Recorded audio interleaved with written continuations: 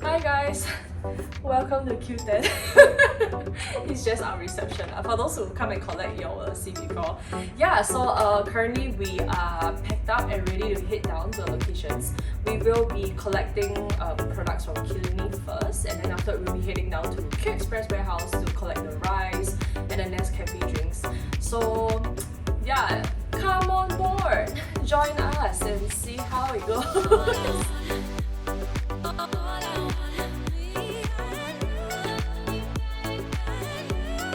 Okay, we are here.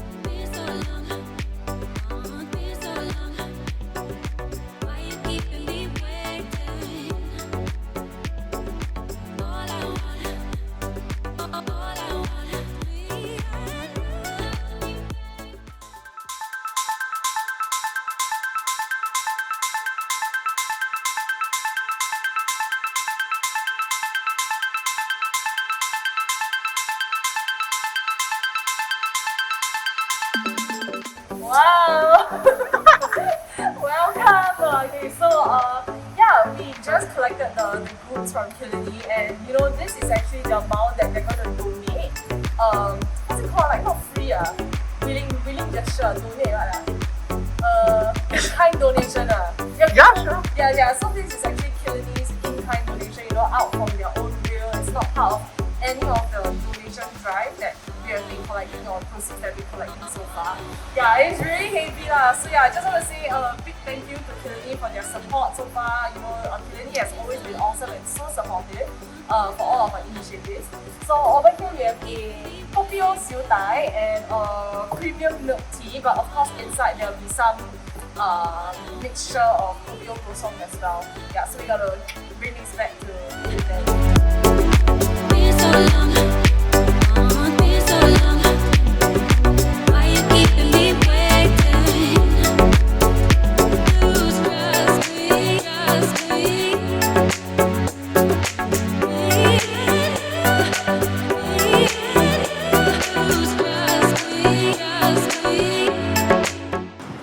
Hi guys, okay, so we are here at Q Express warehouse. The team has kindly arranged everything for us, which is really nice. So like, just want to bring you through all the items that we'll be doing today. Over here we have like about how many? 1, 2, 3, 4, 5, 6, 7 boxes of coffee and tea. Yeah, each box is about like 16 kg. Yeah, so that's about 40 packs per box. Yeah, so it's really substantial.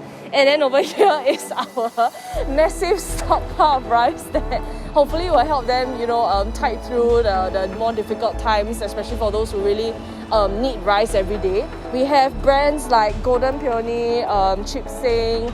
We have also this bag of 10 kg plus free 1 kg Royal Umbrella rice. Yeah, then everything here will be packed into the lorry later. So we'll just show you how the process is all about, and we'll give you a tour of the entire Q Express warehouse. Yay!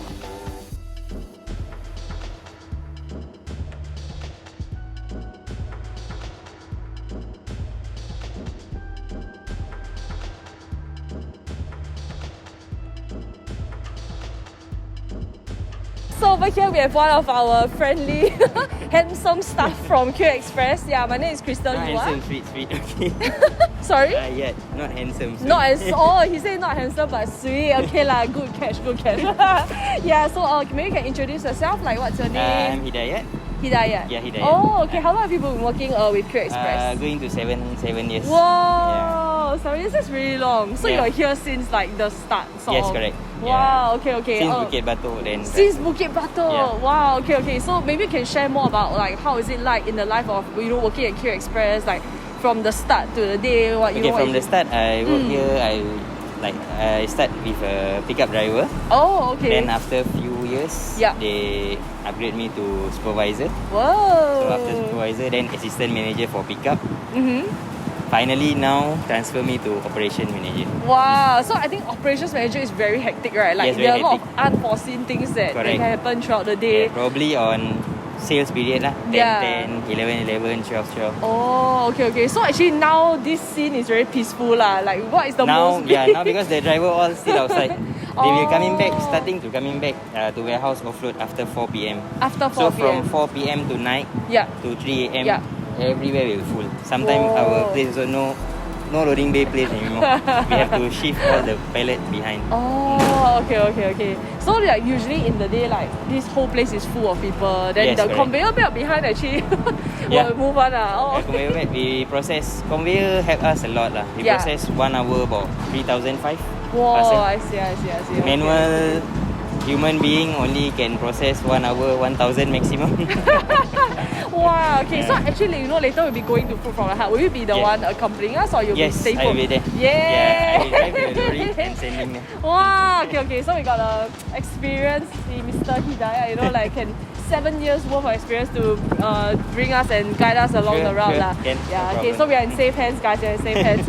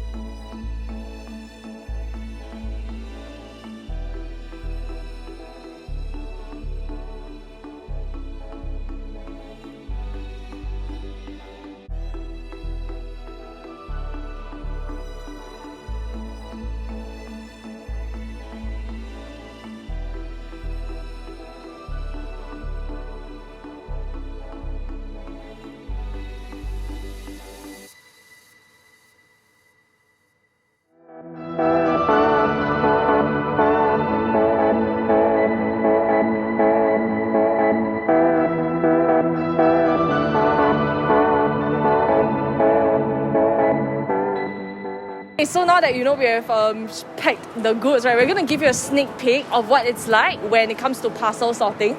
So I'm here at one of the chutes available and you can see, they got all the safety labels printed properly. And basically what happens every day is that when the parcels come in from overseas, like from China or Korea or Taiwan, they get sorted out and they are being put into these kind of trays, like the small... The small packaging get put into these kind of trays and they'll be put and sorted onto the conveyor belt. So where exactly do these parcels go to? Yeah, we are going to find out now.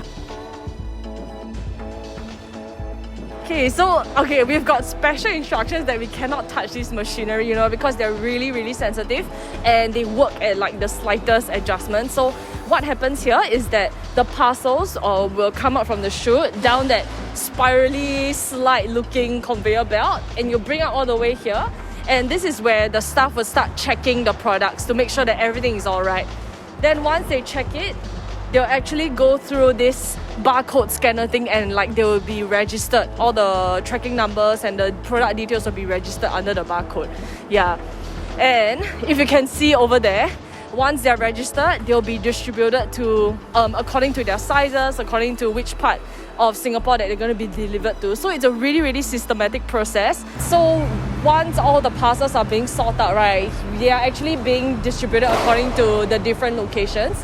So yeah, over here you can see that there are all sorts of numbers on these crates here. So maybe you can take a guess like what these numbers mean. Actually, these numbers are the postal codes of each region. So it's super interesting, like each region will be grouped accordingly. And for example, you might even see some numbers that are familiar to you. So what happens every day is that outside there'll be all these vans and trucks lined up and the same driver is the one who is distributing all your parcels every day. They're always allocated the same places and same destinations. Then for example, you can see over here 5303 is actually the location of Buangkok. And over here maybe you can see like 5501 is actually the location for Serangoon. Yeah, so I think it's pretty interesting. Like we mentioned, like everything is very systematic and the driver really knows what they're doing because they are just delivering to the same places every day. Yeah, and now we shall head up to the warehouse to have a look at Q Live storage space. Yeah, so now we're on our way to the Q Express warehouse, but as you can see when we are walking, there are these green lanes over here. What we are told is actually this is a safety precaution measure so that, when all the trolleys and the crates are moving around in the morning, we don't get knocked, just for safety precaution. So yeah, let's make our way now. Come on.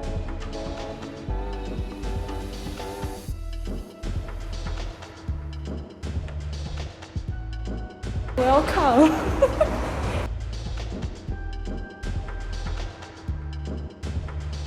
And I'm not sure if it's this obvious on camera, but this entire warehouse, right, is actually the size of one football field. So it's really, really humongous, and like everything has its own order and place for every part of the procedure. Yeah. Okay, so just now we have handsome boy number 1. Now we got handsome boy number 2. Where? Yeah, so maybe you can give a short little introduction. What's your name? Or what do you do here? Okay, I'm Rudy. I'm the operations manager for our fulfillment services group. Oh, okay. So what I do is I'm in charge of the outbound process of the whole warehouse. So let's say if a customer orders from home, and it'll go through our WMS. Is when I see the order in pick and pack. So I will start printing the picking list and also get the guys to process the order. Oh, so okay. a typical order would be like for a single customer. Okay. This is my packer shirt. So this is what we do. We will pack, tape. Okay, and also the waybills will print out right after we process. Okay. Wow. Right, so once we very process, smooth. We will put it aside. After that, we will palletize it. Then it will be going down to the DTC. I see. For the delivery. Okay. So what are some of the items that usually pack in warehouse? Like usually, people will buy most of the time. Okay. Our best selling one is this. Jeju wet wipes. It's just nice from here. Oh, wet wipes. On a daily basis, we have about like 300 cartons of this. 300? Yeah. On sales day, we might have 1,000 to 2,000 cartons. Okay. So that means like 10 pallets. So you'll be very busy packing wet wipes and... Yes. Then got to take some and like... So what are all those there? So those are the big items? Yeah, those are the big items over there. Yeah. So what we do is the big items, we will place it over in our pallet zones. Yeah. So what we call our pallet zones. Okay. The tier 1 and the tier 2 is our picking locations. Oh, then on top is... On top is our storage locations for our picking zones. Let's say our picking zones are done and need to be replenished. We will take from there. But of course, we have our PDA system to check which locations we should take from based on the first expiry. I see. So how big is this space? It's about 50,000 square feet. 50,000 square feet? Is it like another football field? I'm not sure about football field. Wow, it's really humongous. Okay. So I think maybe you can share with us, like, do you categorize each of the items? Okay, right now what we do is we are categorizing it based on sellers. Sellers? Yeah, okay, because okay. our picking system optimized on each seller has each picking list. Because right now on the site you can only buy per seller. Yeah, correct. Because that will help us in our routes. So let's say if one seller, the same seller is over here and also over at that side, there will make there will be a lot of walking to do.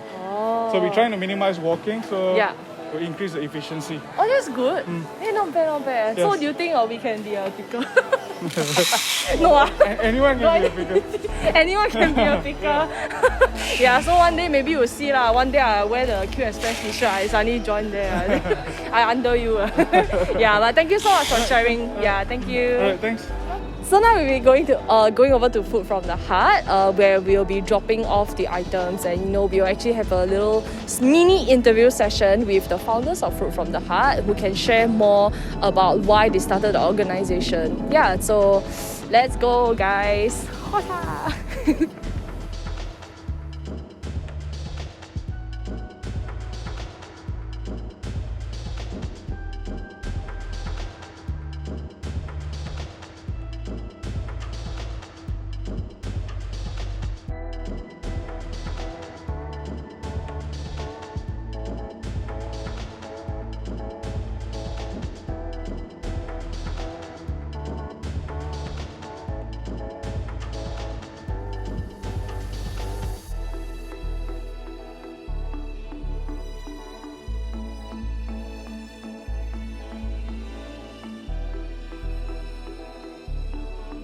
we've just arrived at Food from the Heart. So this is actually a shared building space, and Q Express will need to transport the items to their warehouse, which is on the 3rd floor. Yeah, so well, I can't help much here, but yeah, the guys who know what they're doing are the pros at it lah. So yeah, we'll be transporting the rice and the Killiney coffee, and let's head up. Let's go.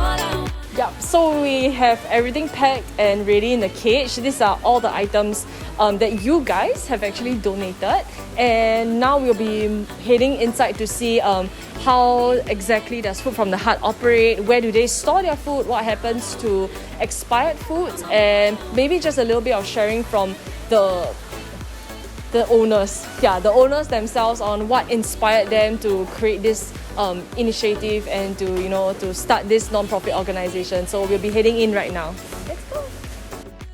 So we are here with our representative from Fruit from the Heart, Miss Sim, or you can call her Ming Sing, as she introduced herself.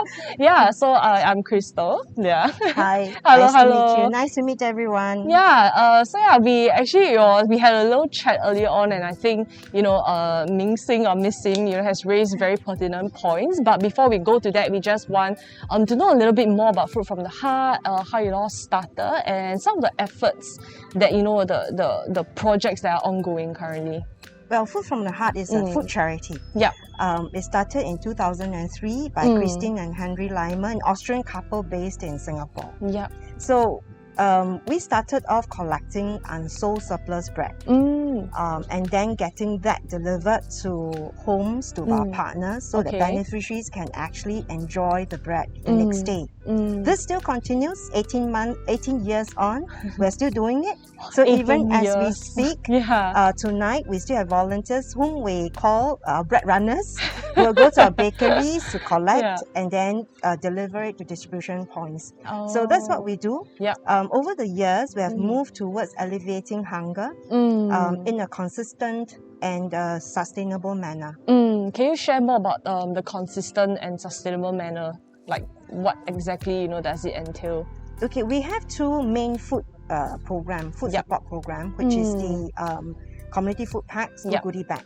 So every month we will raise money, we'll raise food, and then we actually pack a holistic bag that will go to our beneficiaries. So every month without fail. Over the years, we have also improved the bag to add in eggs, fruits, root vegetables, so that it's more nutritious. And we have started Project Belanja in 2019, which is a digitalized meal program where they can go to participating hawker store, and with the card, the hawkers will just scan the card and they are able to have a warm meal, and we will pay the hawkers every 2 weeks. Oh, that's really nice. So that's really seamless food support. So those are our three main food programs that our beneficiaries receive.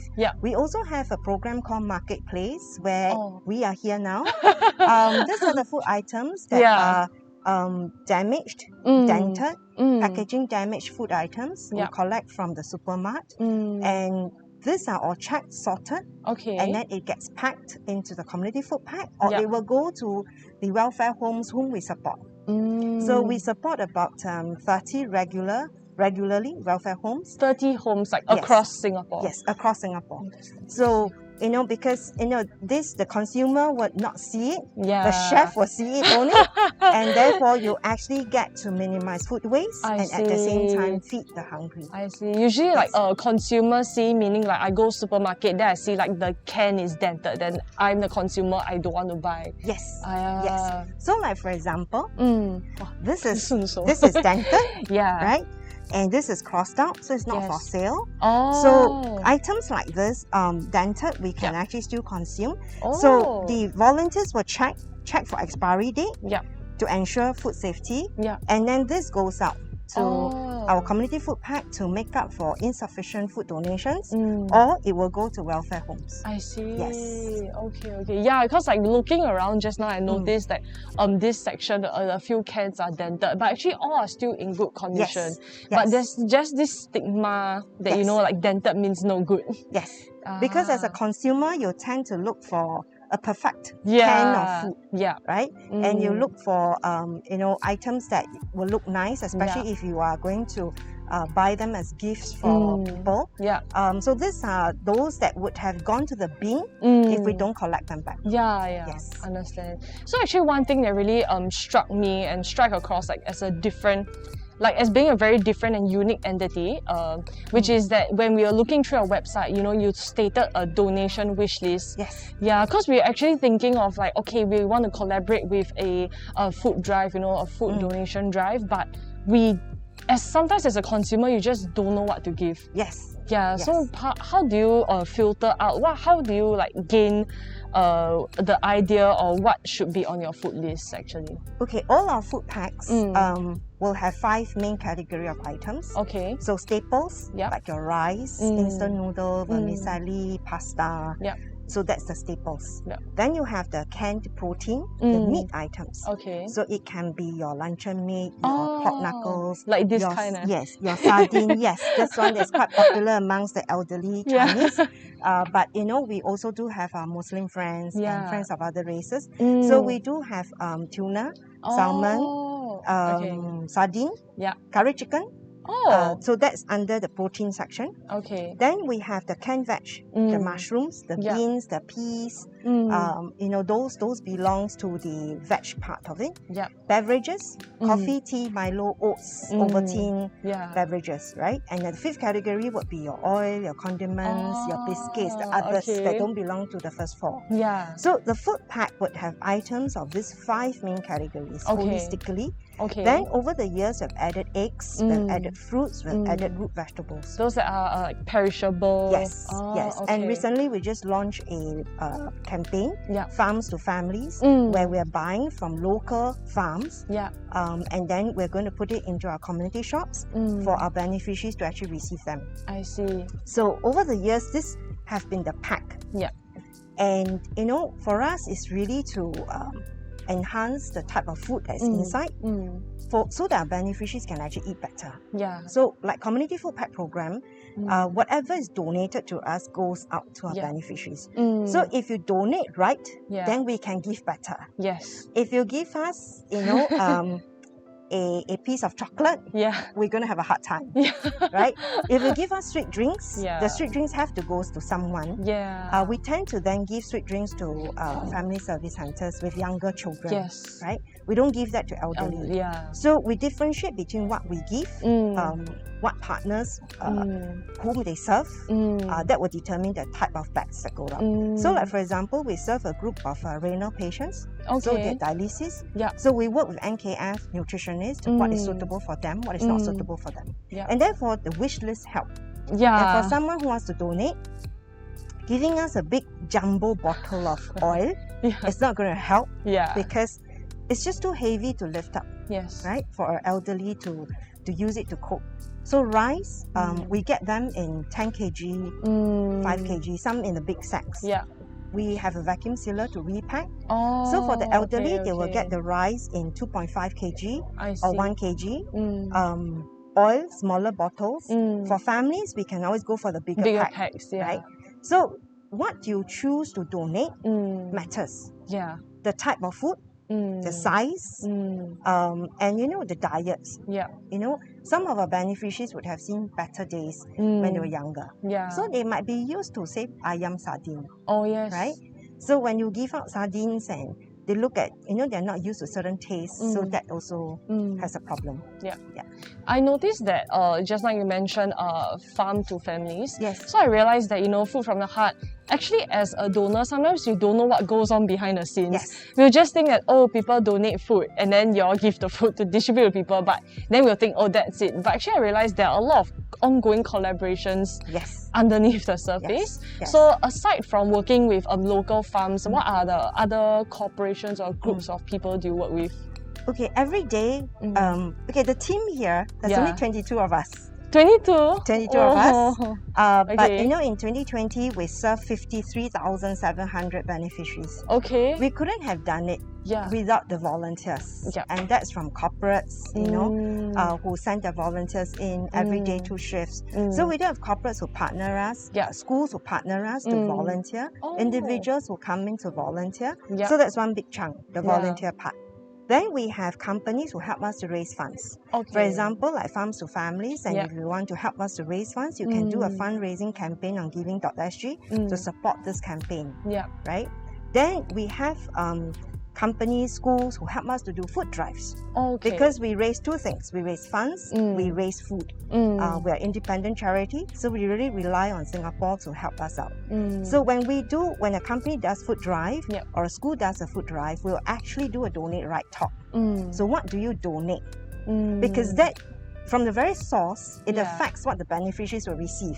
So we start from the source, right? So that everybody has a better idea of what to donate. Yeah, it makes sense also. That's why when we were hosting this food drive, we were like very conscious to make sure that rice, coffee, tea, other things that we actually, but prior to this, we wouldn't have put in so much thought on like, oh, maybe I have excess of this, I should just give it away. So what is your advice to someone, maybe let's say if someone is interested to volunteer at Food from the Heart, are there any resources or channels that they can approach? I think it really depends on what the person is interested in. So if the person is really interested in conducting a food drive, would actually share some of the things to look out for when you're doing a food drive, right? So like things what we do not encourage. For example, if you're buying a beverage, right, we do go for kosong. Because if someone is diabetic and you continue to give them 3-in-1, it might be a little bit of a problem. So we do that. So the thing is that this food support is not a one-dimensional thing, right? And I always emphasize this, our beneficiaries have the same calendar as you and I. So Christmas is on 25th of December, you know, and that doesn't change. They don't celebrate Christmas after Christmas, right? They don't celebrate Lantern Festival after Lantern Festival, which was a sign that we have seen over the years that people tend to give what they don't want. So what we're trying to emphasize over this last few years in terms of public awareness is really that give what you would also consume, what your own parents would consume, and you know, really ask questions, what is needed. So currently we have 2 community shops, one at community shop at Mountbatten, one community shop at Boon Lay. We do have donors who actually walk in during opening hours and ask the volunteers there, what are you short of? And then the volunteers will tell them, okay, we're short of tuna, we're short of curry chicken, we're short of this, and then they will run to the nearby supermarket and they'll just buy those things that we are short of, and then they donate. So it's about targeted giving, it's about targeting donations, so that what you donate and what you are willing to give creates a positive impact for the people whom you are trying to help. And it makes a proper difference. Like, So really for us, you know, when sometimes we're asked, you know, Christmas, what do you want extra? We say, actually, we prefer the whole year to be more stable and not that suddenly we have an influx of food items in, you know, December, January, and then in March and April, we're down. Because logistically wise and inventory wise, the due date, by the time then the supplies will drop. And really, you and I eat 3 meals a day. So it means regardless of Christmas, Chinese New Year, Hari Raya Puasa, every day you're still eating 3 meals. And that's the same. Demand. And that's the same for our community in need. You know, it doesn't mean that during a certain month they can eat a lot more. And you know, so magic. Yes, correct. So we really, when we talk about food security, we talk about stability. We talk about, you know, the timing. We talk about the type of food we give, the size that we give. It must really be beneficiary centric, not from us. You know, in Chinese we call it cannot 一厢情愿. It must be 两厢情愿. So it must be something that the beneficiaries need, right? And then we give, and then you make an impact. You make a difference in someone else's life. I think that is what everybody wants to do when they set out to do good, right? So do a little bit more homework, find out more, talk to charities, work with charities in partnership. And I think you know, the gesture, the kind gesture that you have will really make a difference to someone else's life. Yeah, agreed. Yeah. Yes. Thank you so much for sharing all the in-depth process. Like, I think prior to this, we get to understand more on how the entire food donation system is very calibrated, from the sorting to the packing, and to really finding out what each individual household needs really are, instead of just generalizing as a whole population. So it's really insightful and eye-opening sharing session. So thank you, Ming Sing. Thank you for having me, and thank you for, you know, looking after food from the heart as well. Yeah, thank you so much. Maybe I don't know, maybe perhaps in the future you hope to see more if our viewers are actually very excited, so maybe you can hope to see more fruit from the heart in the future as well. Yeah, thank you so much. Thank you. Bye-bye.